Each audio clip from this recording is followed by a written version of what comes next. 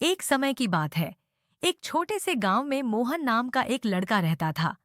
वह बहुत गरीब था, लेकिन उसकी माँ ने हमें ईमानदारी और सच्चाई का महत्व सिखाया। मोहन हमेशा सच्चाई का पालन करता था, चाहे परिस्थिति कैसी भी हो। एक दिन मोहन जंगल में लकड़ियां काटने गया।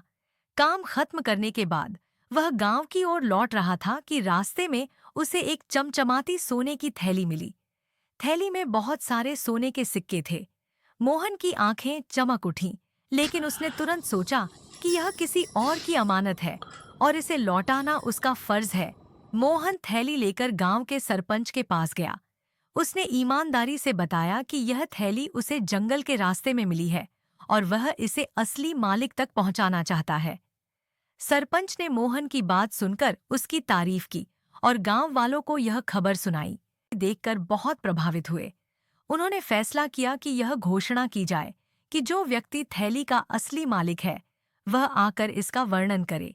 अगले दिन एक अमीर व्यापारी सरपंच के पास आया और बोला कि वह थैली उसकी है। उसने थैली का सटीक विवरण दिया और यह भी बताया कि वह थैली कैसे खो गई थी।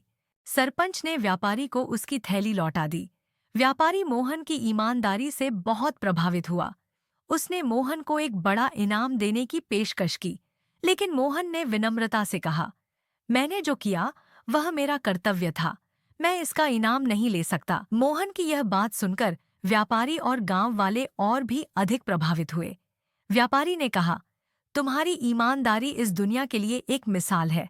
मैं तुम्हारी मदद करना चाहता हूँ। उसने मोहन की पढ़ाई का पूरा खर्च उठाने का वादा किया। मोहन ने अपनी मेहनत और ईमानदारी से पढ़ाई की और एक दिन बड़ा आदमी